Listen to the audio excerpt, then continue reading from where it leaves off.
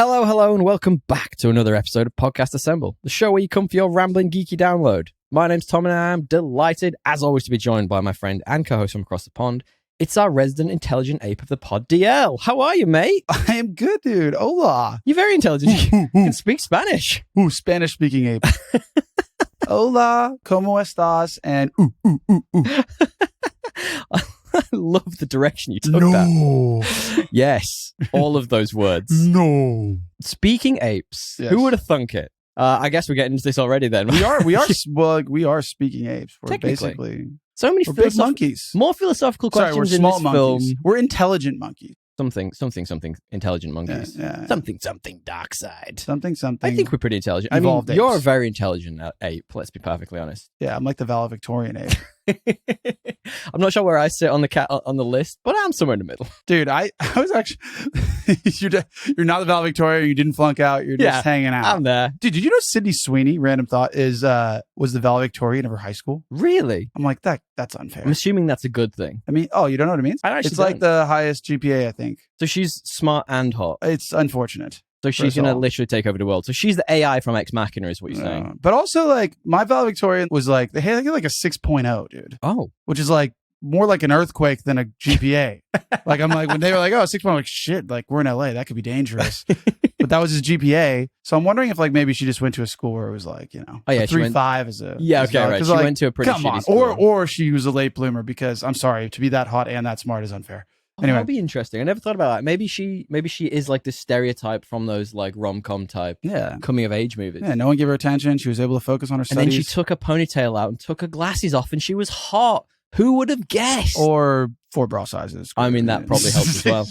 Let's be perfectly honest in this state. Have you seen that new movie she's in? No, but I've heard good things as far as rom-coms go. Surprisingly, I've heard good things. Yeah, I was gonna go with Gail as like a little gift to her and be like, I want to see a rom-com, but really, I just want to see Sydney Sweeney. Of course. Of course. Mate, how did you celebrate Australia Day? What do we do? Not much, man. I basically went and had a few beers, hung out. It was a bit hot. Yeah. Oh, really? Yeah, it was a bit For anyone who hot. doesn't know, Australia Day is the day we, for some reason, celebrate genocide. Let's not get too political. I don't know. You want me Let's to not get too dive political into this? too early in the podcast. It definitely was the day of the first landing, celebrating from the perspective of Englishmen and Australians that immigrated here. Hey, our nation's creation. From other perspectives, it is viewed as the start of a genocide. They say history favors the winners, right? Yeah, so it's all a matter of perspective, I guess. But it's a public holiday over here, and people celebrate it in very many ways. We tend to do it as like a family thing. So like all my partner's family, we get together, and we drove 2.5 hours up down the coast to get to this beautiful beach, 7 Mile Beach that I've wanted to go to for ages, and my partner was like, "Let's take the family there." Guess what? The minute we got there, cloudy and cold. Like, it was perfect weather all the way there. The second we arrived, cloudy and cold. Really? It was so hot here the whole day. Really? We did like one on a walk. It was too much. But yeah, I didn't How do you actually feel do about much. Australia Day? Being an immigrant yourself. I don't really I like the holiday. It's actually a bit inconvenient for sales because like this is our end of fiscal year. So everyone's trying to close the deals, and then like everyone goes on like a 4-day weekend right before the end of fiscal year, all the people you're trying to sell to. So that's always a bit stressful. For us, it's like right at the end of Q1. Like our Q1 is just destroyed because it's December. So December, Jan, Feb. So all December, no one cares in December. Like especially, and I work with a lot of like state gov customers too. Yeah. No one does shit all. There's like an unspoken rule whereby if it's not signed off by like November the 14th, not going to happen. That's fine. So, I prefer to just have an entire quarter like that than like a pretend quarter where it's like almost not, so the same expectations are set. Fair, Does that make sense? Yeah, totally. So like anyway, that's a bit frustrating, but I would move it for that reason alone. I'd move it, but there's obviously other people that are like, we should move it just to make it for an actual reason. Well, we can celebrate Australia. Let's just not celebrate it on the day that the Aboriginals view as like the worst day in their literal history. Their literal history. Yeah. Yes, I mean, I would probably change it myself. Yeah, I would too. There's some cool stuff I was reading about Aboriginals. Now that we're on the topic, about how a lot of like, I might have talked about this on the pod before, but how a lot of their sacred sites have ended up correlating to where there's like mass uranium deposits. That's interesting. Yeah, I read that, and I'm not sure how true. I didn't go fact check it by investigating where all the uranium deposits are in Australia, but it seems like such a random thing to make up.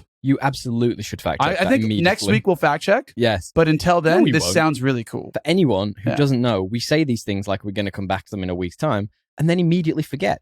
But Matt, if you wanted to, I don't know, keep us honest on this one, you're absolutely welcome to. However, I did want to say, speaking of, like indigenous folks and all of their trials and tribulations, there is a docu-series. I think it's on Binge over here or maybe SBS. It's called The Australian Wars. And I've been meaning to watch it for absolutely ages. So perhaps I could do my homework and come back. What is it? What is it about? It's a docuseries about effective. Let me find the summary for you. Let me find the summary.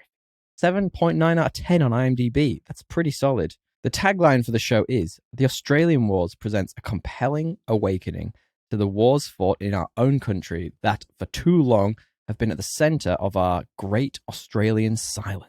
So my assumption is it sort of like mixes the idea of what we were talking about before, that sort of, let's not call it a genocide, but it kind of is, all the way through to today where like Aboriginal people have still been persecuted and for absolutely no reason. Yeah, I mean, like, there's always persecution, and it's sad to see. It's just really, really sad to see when like there's not a lot of visibility. No, people are trying to do stuff about it. There's just not a lot of visibility to it. I would say you look at the news. How often do you? I didn't even know much about Aboriginal like strife until I came here. Yeah, right. Okay, and they're like one of the most ancient cultures ever.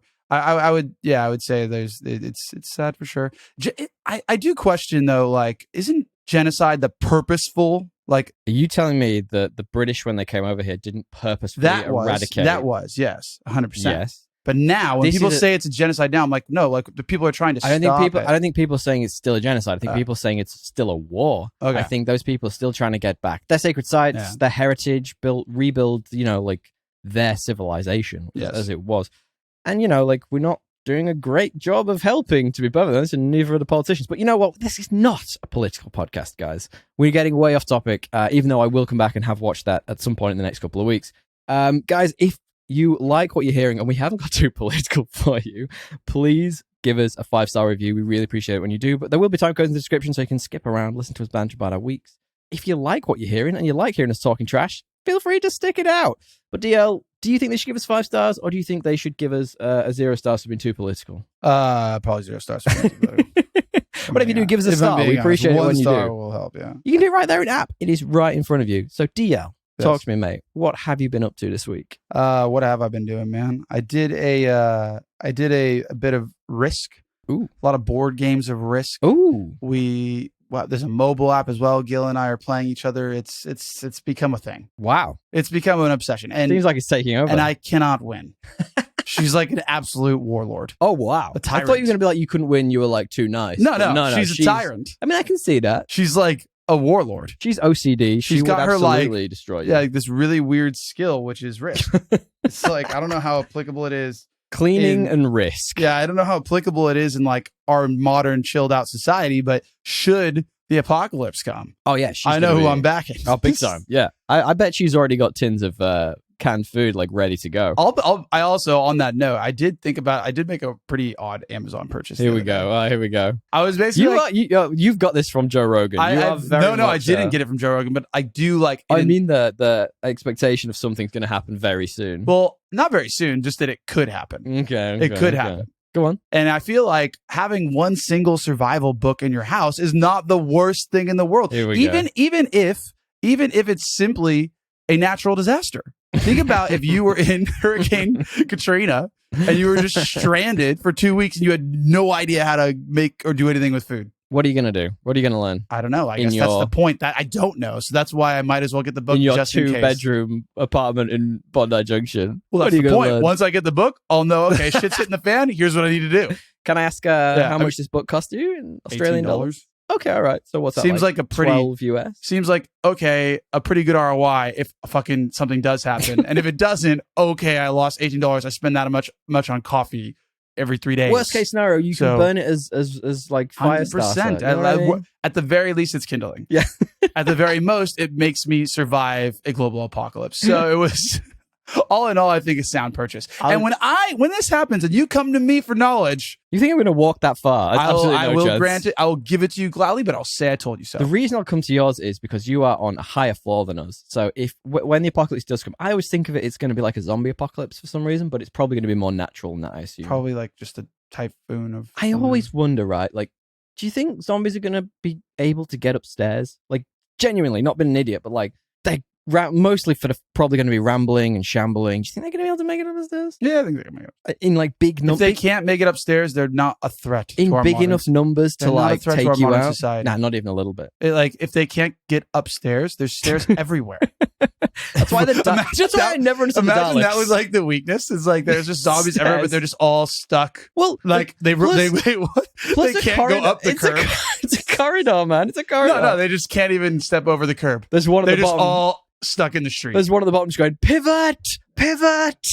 No, that's not why I bought it. I bought it for other reasons. But point being, random purchase. That's what what have you been up to other than, making fun of my very, very intelligent I would like to read that just to see how... I'm not going to read it until I need to read it. No, you need to have those skills before. No, it's going to tell you how to like make fire and shit. So I use that when I need to go make fire. Jesus. The idea is you have those skills. No, I'm not trying to be like a fucking one of those people that has a bomb shelter. That's who you are. I just want to have the book to know where I can go and then do all the shit I need to do. That's who you're becoming, man. That's just literally, I've been up to a couple of really cool things. I'll start with one which I think you'll enjoy.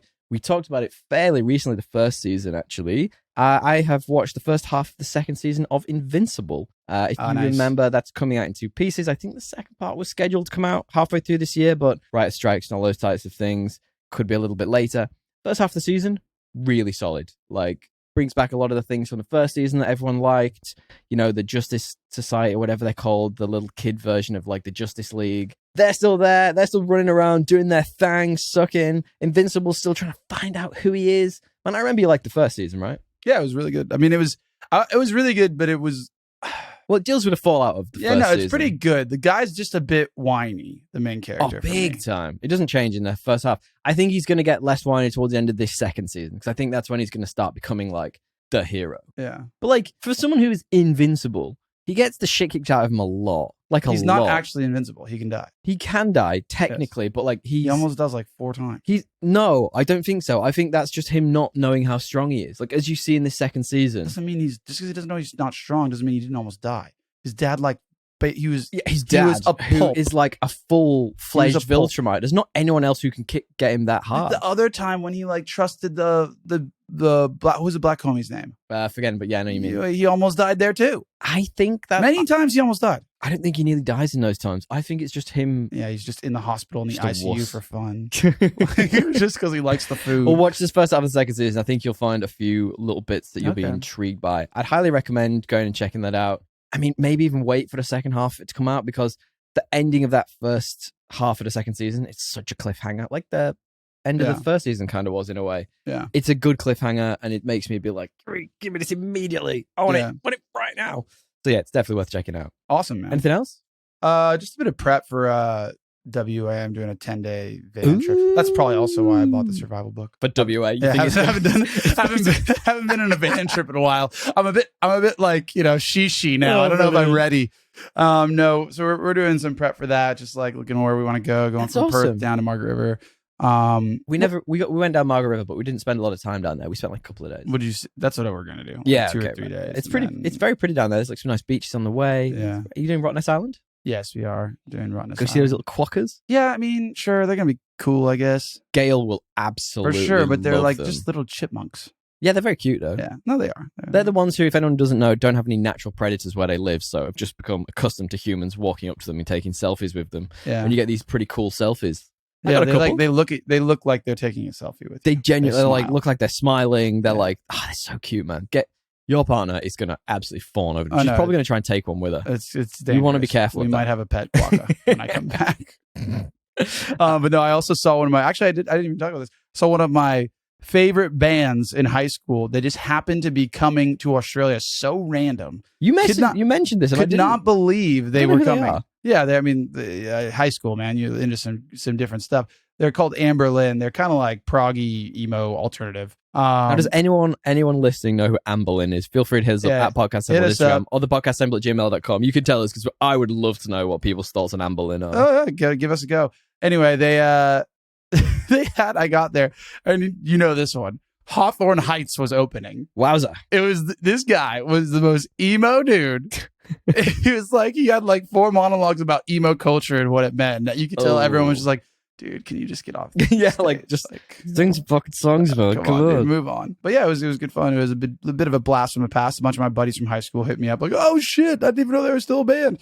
They sold out and more. So I'm surprised. Like, I'm surprised your partner went with you. Like, I mean, I'm not surprised. Well, to be honest, I just told her like, I have no strong arm. I said I bought 2 tickets. I have no one to go with me because no one will know this band. You're coming. You're coming. You don't get a choice. I'll buy you dinner. I was gonna say, like, what's the payoff for that? There must be. I was dinner and and honestly, not a lot of time for her to deny. I made sure she was free, but I didn't tell her what we were doing, and then we just did it.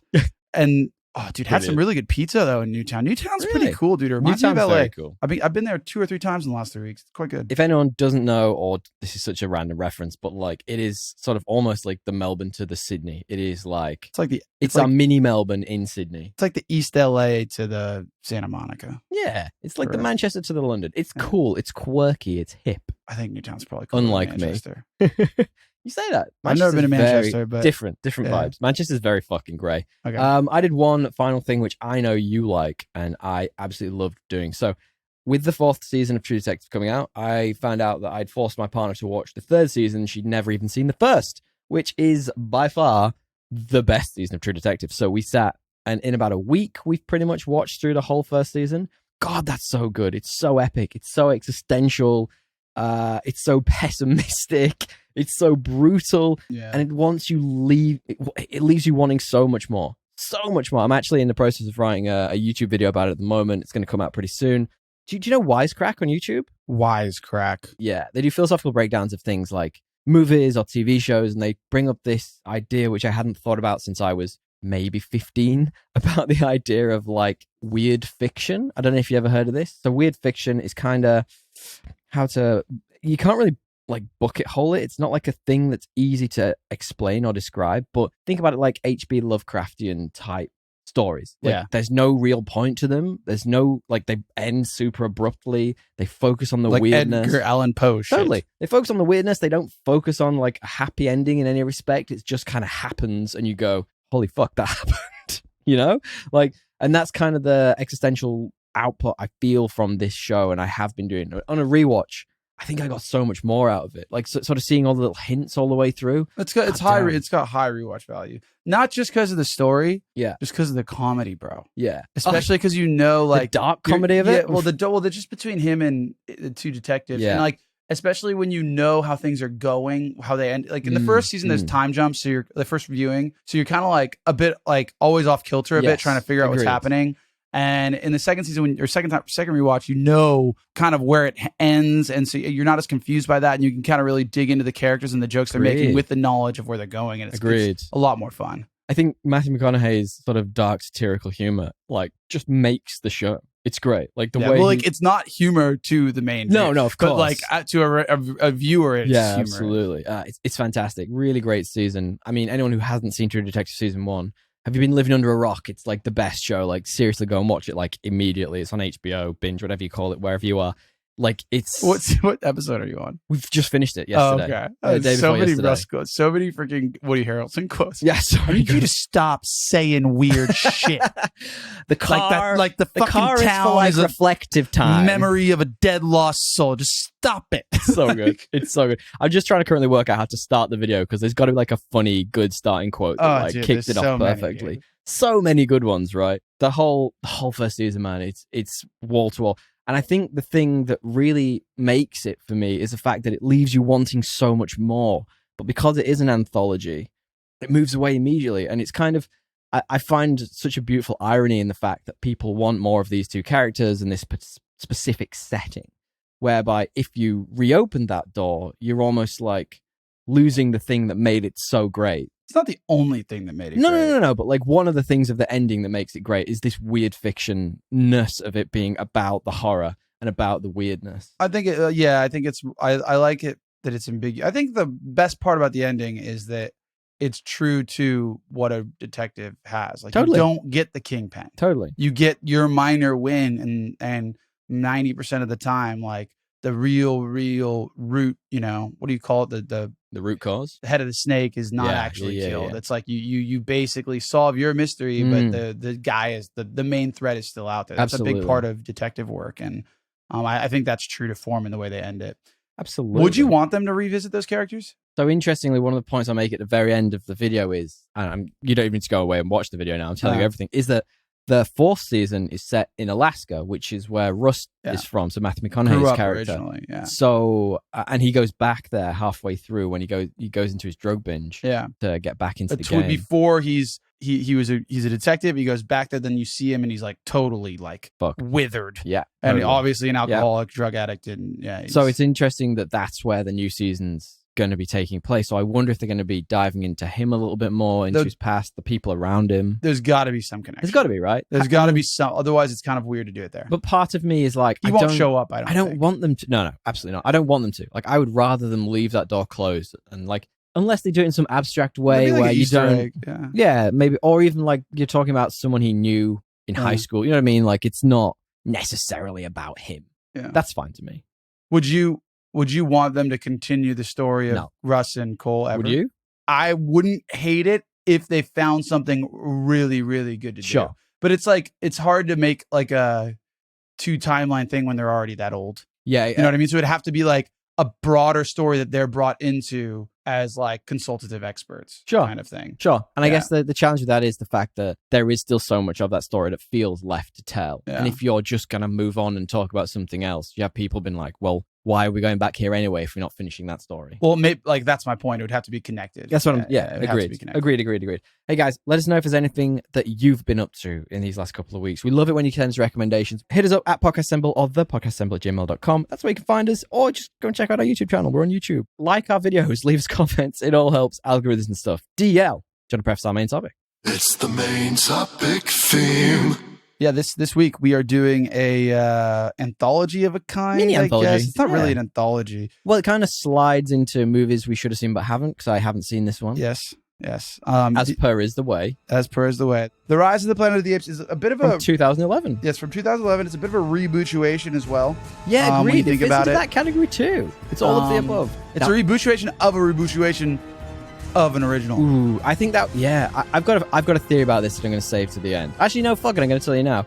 So the reason we're doing this is that there is a new trilogy which is about to start in 2024, Kingdom of the Planet of the Apes. Now, if you watch the trailer for that, it's really quite clear that it is a world completely inhabited by apes, minimal humans. We've effectively been wiped out by the virus, which we'll talk about in a moment.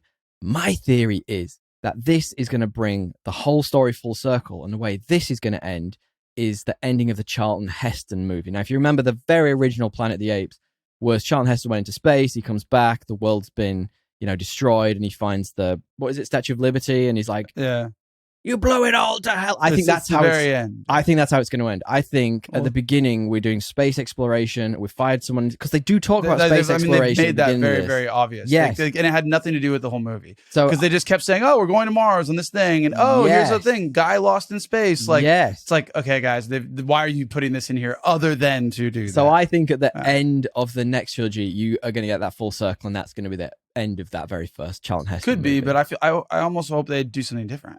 I do too, but I think let's track this and let's see. It makes sense to do that. But let's see if in the new movies, like when Kingdom comes out, they start making subtle references towards stuff like this. I just wonder if any of the other movies even talk about the space guy. If not, then that was like... Well, so we're halfway through the second one at the moment. That doesn't focus on the humans barely at all. So they don't have any connection to broader humanity, what they're tracking, whether people may have gone to space. So it doesn't matter. You don't know.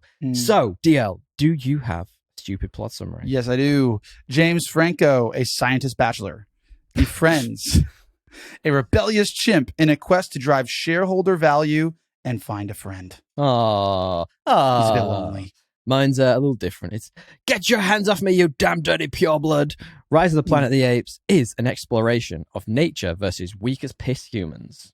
Which it truly is. Like, we, compared to these fucking apes, are absolutely weak as piss. Yeah, and a lot of these guys don't realize that. Haven't they seen all those viral freaking stories about chimpanzees ripping somebody's face off? Oh, the worst. If you are near a chimp, you get out of that situation immediately. You don't bring like a little weird dog collar. What the hell, dude? That's my new dumb summary. Many dumb individuals are way too close to apes and treat them as weak if they are not humans. 10 times stronger than fucking humanity. So this is from Rupert Wyatt, who doesn't have a huge amount of directorial features to his name. He did a few bits like the Exorcist TV show, but outside of that, man, he's not had a huge career, which is surprising to me because this is good. It is good. No, it is. You look unsure. It is good. All right. How about this? It's not bad. Okay. Interesting. This feels like a Hollywood studio tried to make a cookie cutter rebootuation blockbuster movie and fucked up and made it good. And actually like fucked up and asked some really startling and morally wrought questions. Somehow. Yes. But everything else about this, like the cast, the characters, it's kind of like they just thought, oh, well, we'll put a bunch of money in something, a bunch of like, we don't have to make it too divisive. It'll be. Well, let's talk about that. Like I want to know from Marvel you. Movie. I want to know from you if you think the director specifically, or even the writers, intentionally came at this from the point of view of let's ask some really serious questions and just put it into a rebootuation with some big action scenes, so like the people paying for it don't notice. Do you think that's how they came at this? That's what I'm saying. Yeah, probably. I think that some big Hollywood studio didn't mean to make a philosophical film, and they accidentally did. They got duped, guys. They got duped. Like, for sure. It was super intentional with Caesar. So you have to give him the benefit of the doubt. Speaking of Caesar, it brings together Andy Serkis, the man for this type of job, who plays Caesar. Now, I've really? called out... It's him? I didn't even know. Yeah, it is. I've called out Christopher Gordon, who plays Koba. The reason I called him out is because he's actually replaced in the sequel by Toby Kebbell, who you'll know from a bunch of random shit. I just like that idea that they had to get rid of this guy and bring in like a bigger name actor to play a CGI ape or chimp. Speak. Obviously, it has James Franco as Will Rodman. It has Frida Pinto. I love John Lithgow in this. We're going to talk about it. It's got so many big names: Brian Cox, Tom Felton. And it's got the works, man. It's great. It's a really, really good cast. And I think the only people that I would call out in the cast as not being particularly strong are the English ones for some reason. I feel like the English people are there either to be evil or just to be like a counterpoint to someone. It doesn't make sense. Why are you English? What does it matter? You're so confused by my rant about English. Why are you English? What do you mean? So like the bad guys it's almost like they took the Star Warsian like view on bad guys. So you're talking about the biotech guy? Yeah, the black guy who's just like, isn't there a bunch of big biotech companies in England? No, I don't think so. Not compared then it's to a good question. Is there any in South Africa? Not compared to then I don't know what the hell this guy's just happens as an American. Ruthless executive. I got to admit, Stephen Jacobs is a great character in this. So tell me what the plot of this is then, Dale. What happens in this? I think film? My dumb summary summarizes it well. Actually, my first one, I should say. The not the weakest piss part. Yeah, James Franco is basically a scientist on a mission to save his dad's life. Yes. By curing Parkinson's. Alzheimer's. Alzheimer's. In that pursuit and in that quest, he befriends and accidentally births a really, not himself. Let's be clear. James Franco, I know many fans would love to watch that video of James Franco birthing a chimp. But no, he basically creates a human level intelligent chimp through injecting the virus that is a virus, which is interesting. Yeah, that he uses to try and cure his dad. And keeps him hidden away for a period of time because he's been ordered to exterminate all the apes because something went wrong with the virus or so the biotech company perceived, and they didn't want any risks. And eventually, said little ape gets a bit too smart, and we follow that rise. I have so many questions about James Franco's motivations in this. Not James Franco specifically, but yeah, he's a bad bloke. So yes, his motivations in this, but like the character's motivation. I think he's a fucking monster. He's an absolute monster. Like, and I'm getting way too into like character here, but I'm just going to say this up top, right? So he's hell bent on saving his dad, like you say. Yes. We're going to talk about Caesar and the actual plot of this movie in a minute. So he's hell bent on saving his father, and he just doesn't give a fuck how many chimps he hurts in the process. The only reason he keeps Caesar alive is because of his own guilt, that he fucked up, and that like he didn't. another side question to this is, how on earth can you have scientists around a chimp for so long and not realize it's fucking pregnant? Great question for this movie. Who knows? But he doesn't care how many chimps he hurt. His arc is one of, pity and shame, not self-improvement throughout the whole film. He looks after Caesar because he feels bad that he fucked up and he got his mother killed, not because he has any sort of like moral ethics to make him feel good about this stuff. That's what it starts as. It's at least. Fucked. That's definitely how his whole arc is fucked. Well, it's not meant to fuck be. James Franco. He's a bad person. It's not meant to be. That was a bit of a rant there on Franco. Sorry. You spent a lot. Franco's got some real estate up there. Oh. The whole, or it's not. He's not meant to be his arc. It's Caesar's arc. This movie. Of course it is. Of course it is. And the thing I find so interesting about this is it asks a bunch of super like intense questions, and one that I find interesting is like, imagine being the only one of a thing, the only intelligent this, or the only, I don't know, person with flippers for feet. Who the fuck knows? Like, how isolated would you feel, like, in general? Like, the only reason why Caesar has anyone on his level, or of the, the marsupials, or whatever. What are they? Primates. Sorry. Primates. Of the primates, is because Caesar goes and steals some of the gas. If there wasn't any of the gas, if Franco had, destroyed it like he was supposed to, like, Caesar would just be this unique entity on its own, and it would be so alone, shunned by humans, shunned by his own, like, primate family. James Franco's a fucking monster, and is bad in this as well. Steel manning this, he didn't know that the ape was going to have all these great, abilities. But that's what he was trying to do. No, he didn't. He was trying to do that to test it for humans. Yeah. What were they going to do? Which is, quite frankly, that's a morally raw question on its own, but it's something that's done everywhere. Yeah. Which is something we'll get into. Like, animal testing bad. What they ask, the things they ask, in this film, that's one of the moral questions they ask. But that's not like villainous behavior by like, otherwise. I think it is. Well, you can say that it is, but you use products every day that are tested by animals. It's very true. So it's like kind of hypocritical. I guess my point is that's not the part. The part that becomes, it's like when he just does nothing post that to come clean about it. Yeah, right. Like he's like acts as the judge, jury, and arbitrator of like what should happen with this highly unique and then test it on his dad. I think if you put like a villainous soundtrack behind all of James Franco's scenes, this movie's I'm not saying he's not a villain. I'm just saying like that's something that every major country does. So it's more like I think the parts that are more interesting to investigate are like him knowing that he's intelligent and putting him on a fucking leash and walking him around like a dog. Like that is way more morally wrought than him using animal testing, which is a pretty prevalent practice, right? Totally. Yeah. Let's take a sort of side swipe from here then, because I feel like I've got way too intense way too quickly. CGI is pretty good in this, isn't it? Yeah, it's for 2011. Yeah, but I mean for 2011, I think it's great. Like I think some of the movies that come out now look worse than this. Like you look at some of the Marvel crap like that came out. You always talk about Ant-Man, so let's hear it. Now let's talk about Thor: Love and Thunder this time. I feel like we'll go a different direction. Like the bit where the kid's face is just like hanging out in the sky just looks terrible. And I think it's a testament to giving, artists time to create art. You know what I mean? Like it makes sense, and it looks real, and it only gets better. Like the second one we started watching it yesterday, so fucking good. I think when you have like way less characters as well, which it sounds like the next movie so many more in the next one. Much more about the apes. You can spend more time on the apes and not like all the budget on James Franco. You know what I mean? Like, it probably Can we will CG improve. out James Franco? That'd be great. Surely he's not in the second one. No, he's not. So interestingly, I did a master's when I was about 25. I was like, holy shit, a fine art degree does not get you a real job. So I went and did a master's. And one of the projects we had to do, because it was about creative advertising, was, how do you create a campaign for one? Because the Planet of the Apes movie, I think it was Rise. Of the Planet of the Apes was coming out at the time. Not the Dawn. No, I think it was Rise that was coming out at the time. And like we had to create a campaign for it and et cetera, et cetera. And to do that, I interestingly went back and watched all of the originals. And now the originals, to say a varying in quality, is very nice to the originals. So the first one is, of course, a classic. Like, how many were there?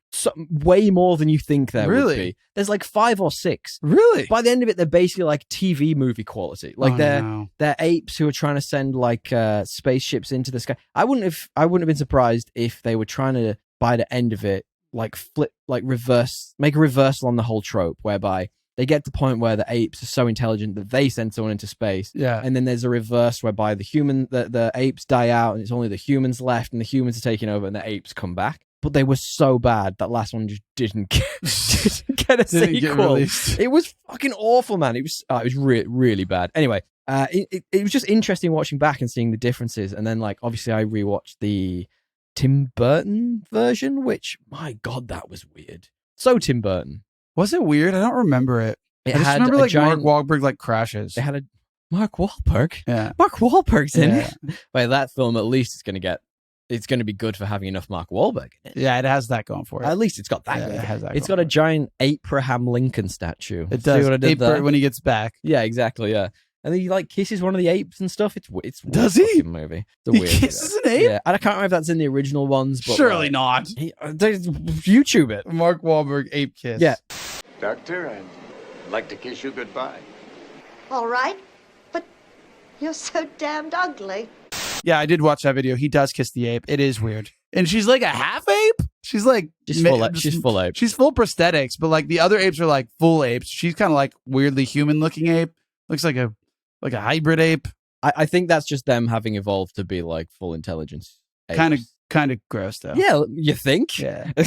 Kind of like, let's be real. So what do you think about the world building cinematography in this? Like, I've got some feelings on this in terms of the world building. Because, yeah, you go. You tell me.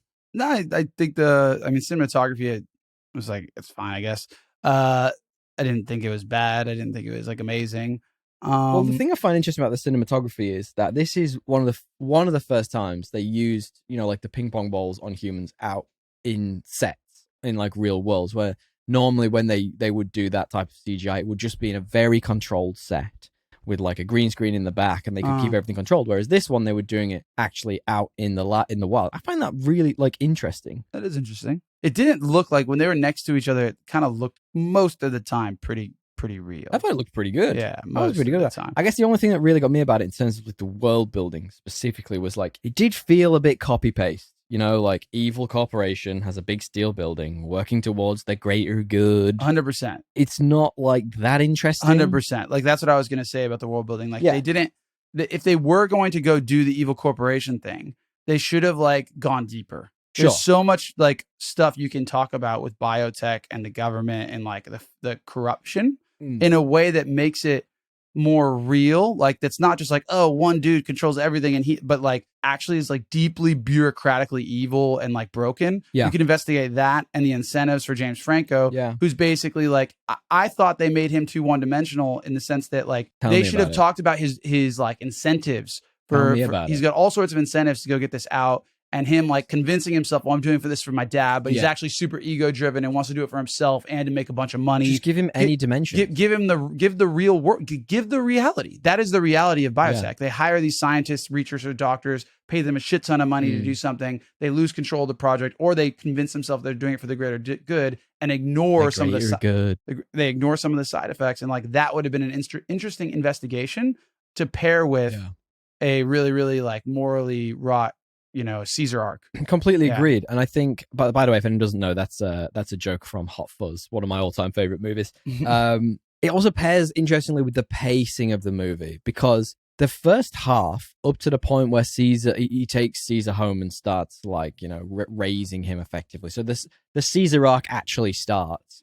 It goes so fast. And you don't get any of that. You don't get any of James Franco's moral or internal musings on whether he's doing the right thing or whether he's doing, who he's really doing it for, or, whether he's bending his own ethics to do something that maybe isn't right. You don't get any of that. And because it goes so fast through, the Blue Eyes story and then her being killed and they find the baby, it's like, it's so fast. And then all of a sudden, Caesar's in the sanctuary. And then all of a sudden they're breaking out and you're like, all right. Like, what do these one-dimensional characters around you actually have? Like Tom Felton's character, who I was joking about in my stupid plot summary, obviously Draco Malfoy will always be Draco Malfoy. I find that character just so frustrating because I get it. He's a dick and he's worked this job that's made him sort of like numb to the pain of the animals around him. But like, there must be more to him. Although saying that though, I did make a note that just says, this is what I imagine Draco Malfoy grows up to actually be. That's like. What I literally said. One of my three best, and we're getting ahead of it. I was like, it's really cool seeing the type of job someone like Malfoy would Yeah. truly have in the non-wizarding world, with no money. Anyway, I do think it whizzed through that first half so fast, but it feels like it's split almost into two halves, where the Caesar, they were trying so hard to get to the Caesar story and Caesar's revolt that they didn't quite give you enough in the first half of, character motivations and such. yeah, and I guess it's really hard because it's not like a exciting. No. No. What I would have liked is you just get rid of you get rid of the character that is the the businessman character, Sure. and that's just James Franco's role. You combine those roles, David Oyelowo. Yeah, you combine those roles, and he's the one driving the profit lines as well as the one who is the scientific researcher. So it's like it's this tug and pull between the two, and he becomes the villain. Yeah. He becomes the villain that is you identify with, though, and it's a more interesting story. Because and then he takes the chimp home and he realizes, he's been doing the wrong thing. Yeah. He has to change his ways, but he doesn't quite do it. It's more wrought that way. There's more complexity. Yeah, I like that a lot. That would make fucking sense, right? But Andy Serkis in this is phenomenal. I didn't know it was him, but I don't. He also says 4 words. He doesn't need to. This home. Well, we've got a bit of a trivia true or false about that at the end. So hold fire on that. Apparently he was selected off the back, like I say, of that King Kong performance for Peter Jackson. So I find that really interesting. It was just supposed to be like a random dude doing this, like a random extra or whatever. But they were like, nah, we need the expert for this. Bring in the guy who does apes. The ape guy. The ape guy. But I mentioned before John Lithgow in this. I think he's great. He has this portrayal of a man really suffering from Alzheimer's. It's really affecting to me. I don't know if it's because Alzheimer's affected my family but seeing, him almost get his life back and then it crumbling back down again, that's almost harder than losing it the first time, Yeah, totally. It's totally. fucking brutal. Knowing what's coming. Yeah, exactly. And knowing, and then, it's sort of his actions that lead to Caesar getting put in the animal sanctuary, whereby, because he hasn't got all his faculties, he tries to get in the car and drive. And obviously that's not a great thing when you have Alzheimer's or dementia per se. It's really interestingly done how he brings that character to life. I like that character was such a good avenue to get Caesar exposure to the world and absolutely view how it changes him. That part of the storyline I think was really good. Yeah. So, and the dynamic between him and Caesar and how that exposes Caesar to the world. James Franco's bung eye. And how he James Franco didn't need to be there. But I really liked that. Once you notice James Franco's bung eye in anything, that's it for me. It's done. The movie's over. I can't refocus. I'm just solely focusing on the weird eye. Yeah. Are chimpanzees even apes, by the way? Or are they monkeys? Good question. But I guess it begs the question about James Franco. I know I'm being a bit facetious about his eye, but his reputation has been tarnished since that. So I actually thought the reason he didn't come back for the sequel was because of all the the stuff about him being inappropriate with college girls and messaging them and all that stuff. And that was 2018 though. Yeah. So, and I didn't realize that until after I was doing my research and I was looking at it on this. I was like, oh, that was way later. So I guess that begs the question, rewatching a tarnished actor in a movie, is it ever going to be the same? Could you watch House of Cards, for example, and not see the dude who tried to, harass young boys? I don't know if I want to do this. We're getting to. You can just say yes or no. I mean, I think that I think I could watch House of Cards and still enjoy it because that character is not a good dude. Switch that to part of your brain off to it. No, it's not even switching it off.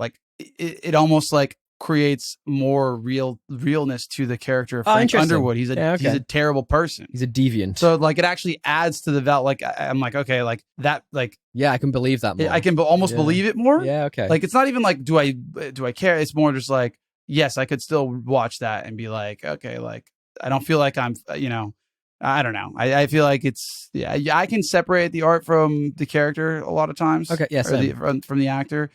Unless it's depending how I guess there's always a level I'm not going to do that for Chris D'Elia. Yeah, he's not that fucking funny. Yeah, you know what I mean? I was, but the point is I was not going to rewatch that anyway. Yeah, right. So it's that's the way I think about that. Interesting. Okay. Now here's another question for you. Take it another side direction. Yeah. Is Frida Pinto's character way too hot for James Franco? Yeah, in my notes. Third best, James Franco's girlfriend. Yeah. Smoke Show. Third worst, Why is she with James Franco? Why is she with James Franco? And why don't we have more of her? Now, you know what I mean? She got like nothing to do. She's like a vet, right? So, but I have a theory about this. I got a theory about this, right? Chimpanzee expert. Yes. Is she a little too easy to just accept how intelligent Caesar is? So there's one of two ways this can be, right? She's either really quite desperate for the James Franco D, or she might not be that intelligent. So, like, maybe that's why she ends up with James Franco and his bung eye. I think both theories are sound. Somewhere in the middle. Yeah. Sound theories. Little column A, little column B. Yeah. I like to get your thoughts on these things. No, I think that, again, her character could have done more. Yes. Like, they could have had her be the arc that, like, she eventually betrays Franco because she sees him going too far one way. If you combine those characters, you give her more of that time the other guy had. I think that's a better movie. Sign this guy up, Hollywood. He knows what he's doing. It's a much better movie. It is. I know I'm going a bit deep on this, but I actually genuinely really quite like this movie. Genuinely. Like, I thought it hit a lot of the beats that I didn't expect it to. It had a lot of heart to it. And the action, which I'd like to talk about a little bit, actually was pretty good. Like, it builds sequentially really interestingly. So, for example, we mentioned Caesar's outburst. So what happens with the John Lithgow character is he tries to get in this car, not realizing it's not his own. And the next door neighbor is being a prick to him, effectively. Like, dude, no one's that much of a dick. Talk about, like, through the years, this neighbor. Right. Tell me about it. Just move. Tell me about it. If you're that angry, everyone's got a neighbor like that, I guess. I feel like he's just an angry man. In general, what an asshole. And he's a fucking pilot. Imagine being a pilot with that. How do you know he's a pilot? Because he's the one at the end who gets in the cab to take he gets sneezed on when the other lab guy has shows the virus. him flying around. And he then goes to the airport. All around bad dude. Yeah. What a fuckwit. I hate that guy. Anyway, so John Lithgow's character, he's all up in his grill, and then Caesar comes out and basically stops the argument. Yeah. But then being a chimp, obviously everyone freaks out, and he bites the guy's finger off, which is maybe goes a bit too far. But then obviously there's that. That's not how you handle general altercations? Of course. I mean, I do. I don't know about you. I'm chomp. And then there's the power grab in the shelter, which we've not really got into that much, where, you know, Caesar outthinks the shelter guys, which isn't that difficult, let's be perfectly honest. But those guys are not even passing a GED. Draco Malfoy gets like full electro patronum. He's like, but then, like, obviously then it really crescendos with the scene that was in all the trailers where they're on the Brooklyn Bridge. Is Brooklyn Bridge? No. That's definitely the wrong state. Which bridge is it? It is the Golden Gate. The Golden Gate Bridge. Fuck, I know my geography pretty well. Yeah. Talk to me about that then, because I think that's a really cool scene, how they outthink the humans. Are you talking about on the bridge in particular? Specific. Well, they're like storming the bridge, and the humans are like, man, it's going to be like shooting fish in a barrel. This is going to be super easy. Which, like, I'm not going to lie, I agreed. Yeah. I was like, this helicopter can go up over the bridge, under the bridge. They've got a chain gun on there. Doesn't do either. How do you lose this one? But the boys in blue find a way. So yeah, they block the bridge. They're like, the apes are trying to cross and get to like a little, you know, an area with trees. And I think they basically split up, don't they? They have like some go under, some go over. Yep. And then is that another theme by any chance? Human arrogance, do you reckon? Yeah, there's definitely a theme to that. Both from the scientific, we'll fuck them up. It's fine. From the scientific perspective, and I would argue both. Yeah, human perspective. No, I just mean like arrogance towards like the repercussions and the moral complexity of our scientific progress. Yeah, no, I'm saying that's a microcosm of a bigger theme that's all like throughout the movie. For sure. So they go beneath and below. Beneath and below, as you do. B&B. Yeah. And they throw a chain at the helicopter. They royally fuck up the humans. It's great. Falls down, yeah. Yeah, it's great. Effectively, like, it's a big choke. It's a big choke by the humans. So. And they didn't bring enough dudes. They're like, if I was like, there's a lot of chimpanzees and apes and various. I'm telling you, they consistently underrate the apes, bro. Right? How have they not seen any of these viral videos? Like, just watch one. Yeah, any of them. Hombre. Yeah, definitely haven't seen Chimp Empire. That's for sure.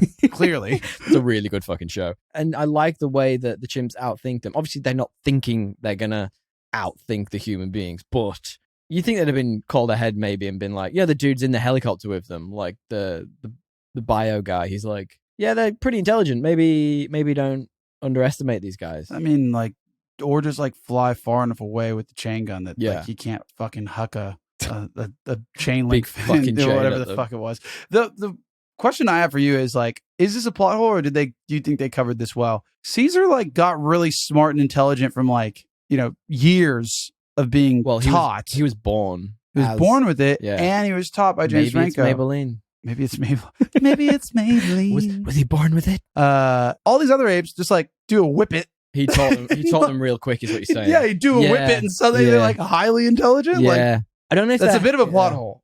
I think they cover that up fairly well by the fact that they just go directly into a fight scene. That's all they do. No, I agree. They're not doing a lot. They basically learn to be able to like follow him. Yes, I agree. correct. So I was devil's advocate, and also it is new. I mean, you're right. It is a new virus. They've increased the strength. Right. Yeah. So there's two things going for it. I think they did well. Yeah. So effectively, Caesar grabs a cup, but there's so much in those cans as well. Like when they're using the virus on they'd be hotbox on just one of the guys. I think it's Koba they're doing it on in the laboratory. Koba looks like a bad man, bro. Wait till the second one. I would not want to fuck with Koba, bro. So they but then when it works for just one in the lab, but when they take it out, he works on like 40 of these. I'm like, that seems a lot. Well, he took like at least 4. 2. But anyway, I'm with you. It does seem like a little bit of a plot hole, but at the same time, I think you can yada that pretty easily. The character moments in this though were super good, and like Caesar's rise, like big time. When he like draws the window, it's very cute, and then he rubs it out. It's very good. I think it's good. I think it's well written. They were slow in the right parts for Caesar. Yes, they were not slow in the right parts for James Franco. They just made some bad. Maybe James Franco's just a bit slow in general. So what happens is they beat the police, they get into Presidio, and they escape to live their best lives. James Franco giving him his blessing to go and live in this tiny area of forest. I think the main thing that sort of comes out at the end of this that I'd completely forgotten was the virus. Yeah. So the virus that they're using on the apes, if humans are exposed to it, can kill you quite literally.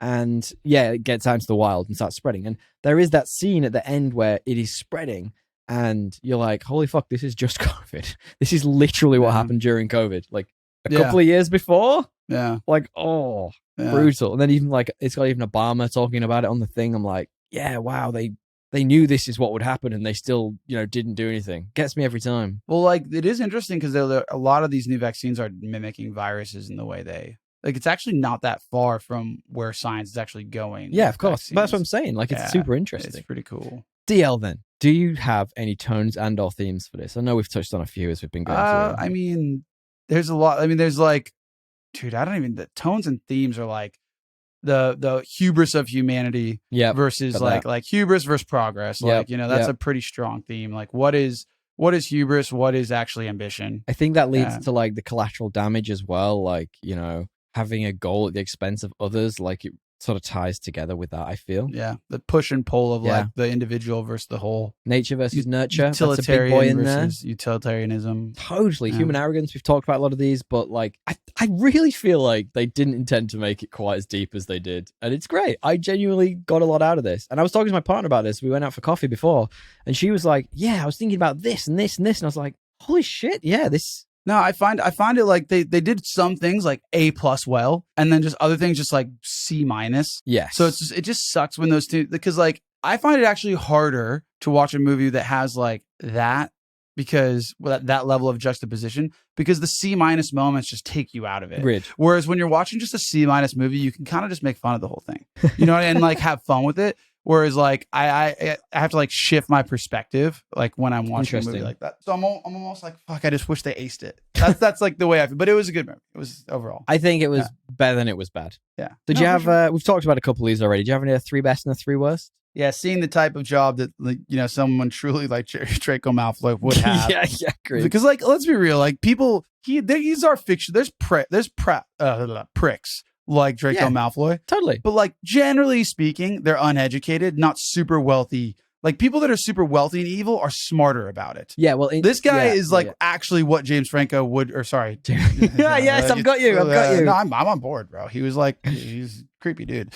But actually what people like Draco Malfoy would be like in the real world. Just adding to that as well. Like I feel like there's an interesting difference between, people who are super wealthy and have a little bit of intelligence. They tend to go on and do pretty well in life. And people who are super wealthy and dumb as shit and just can't quite click in like a real job, they tend to end up getting turfed out by the parents to do some piece of shit job. Yeah. And that Draco Malfoy's not fucking intelligent. I don't know if you've read those books. This could just be a continuation of that character. Yeah, he could be the same dude. Just became a muggle. Sorry, go on. The moral complexity and humanity brought to light by Caesar and his 8 friends. Like, they really did humanize him. It was well done. Definitely. And then the third one, the whole biotech profit storyline wasn't fleshed out. There's so much more they could have done there to actually draw attention to that issue. Agreed. And the complexity of it, and they just didn't. What about you? Where you at? I got the CGI pretty phenomenal in this. Like, I was genuinely surprised for a 2011 movie how insanely good this was. I had John Lithgow. I tend to like picking up a certain character and following them for a movie, and when there's like, that's a hard performance to pull off. Yeah. Like, and it's I don't know. It's just something about that performance resonated with me, whether it was the fact that he's good. It's not just him as a person. I think he's great regardless. But I feel like it was really affecting. And maybe that is because I've had that in my life. Seeing it from a different perspective and seeing someone, you know, who's clearly researched it, play that part particularly well. Yeah, it was really, I liked it a lot. My final one was just the accidental tones and themes of the movie. Like the fact that we've joked about this a lot, but the fact that they put so much into this for you to come away and talk about almost completely accidentally. Yeah, totally. You know? Totally. What are your worst, buddy? I already said one of my worst, the whole biotech storyline, because I only had 2 really good ones that I wanted to like harp on. Mm-hmm. But my other one would be James Franco's girlfriend. Got her too. Give her more. And then James Franco's character, which I just talked about. Well, James Franco's girlfriend being way too hot for James Franco. That's a problem. There's something wrong there. Yeah. I'm not sure what it is. And I know Hollywood likes to put like a really attractive girl with just James Franco is not bad looking, to be honest. Let's be real. Well, I've got James Franco's bung eye as one of my worst, so I beg to differ. He's definitely not bad looking. He's just come out that he's a creep. I mean, that too. I've just got it felt a bit rushed. Like, I think you mentioned about the biotech storyline not getting fleshed out. I think that's a big part of that and really sort of encapsulates my feelings towards those rushed parts of the film. Totally. And you're right. Like, you amalgamate a couple of those characters, give them more time on screen, smashed it. So what we do now is we talk a bit about the critical reception. And can you guess for me, DL? First and foremost, the IMDb score for this. 8.2. Ooh. Probably lower, actually. 7.9. It's 7.6. Oh. Which, you know, I probably a little lower than I'd have expected, but that's all right. What do you think about the Rotten Tomatoes percentage? That would be 82. Oh, bing, bing, bing, bing, bing, bing, bing. Did you see that beforehand? I did not. Blind Nut gets a squirrel every now and again. It wasn't a 95er. Right. And it wasn't a 70 and I had already said 82, so I just went with 82. Love what you're doing here. Love what you're doing Lots of science to this. And now, finally, our favorite. It's all user reviews. It's Letterboxd, and it's always 3.6 DL. Is it 3.6? It's 3.6. It's 3.6 this time. This is a total 3.6 Letterboxd review. It so is, right? Yeah. It's 100% that. Actually, no, it's 3.6% that. DL, now we do our famous rating system. And because the internet is binary, what we do is we say, is this better or worse than the most average movie we can think of, which as of right now, and always probably, is Aquaman 2018. DL, what do you reckon? I think it's hard to argue that this is, worse than Aquaman. It's better. I think it's great. Yeah, I really enjoyed it. I mean, they both have animals. There's a lot to compare. There's a lot to compare. Have animals. Lots of CGI. No octopus drums. Both had a character who in real life might be considered blacklisted in Hollywood. Yes, James Franco and Amber Heard. True.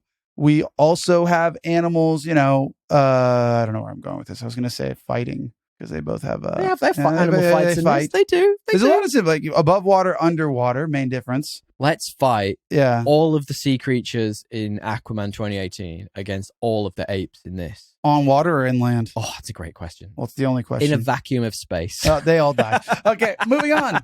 I personally say it's better.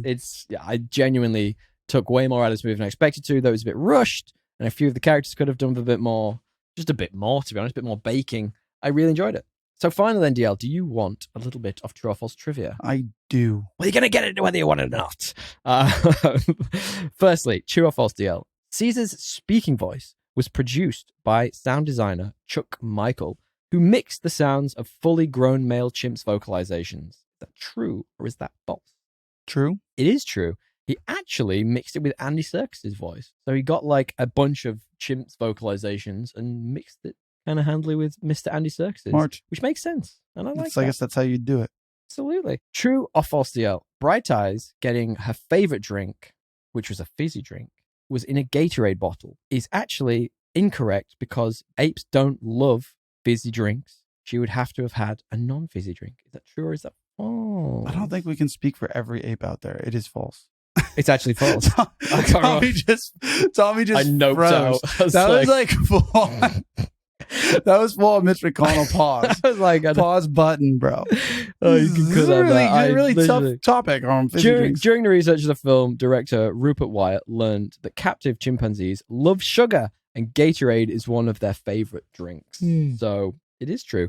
A couple more then very quickly. James Franco, during the making of this film, was found to have sent inappropriate messages to apes during the making. Is that true or is that false? Your definition of apes is. I'm going to say his co-stars. True. It's of course false. It's nonsense. But I just feel like that's something he would have done if he had the opportunity. If they weren't CGI. Exactly. See if they were there. Finally, in the original ending, Caesar and Will are in the forest where Will is trying to convince him to come home. They are interrupted by soldiers and Will actually dies. Is that true or is that false? False? Actually true.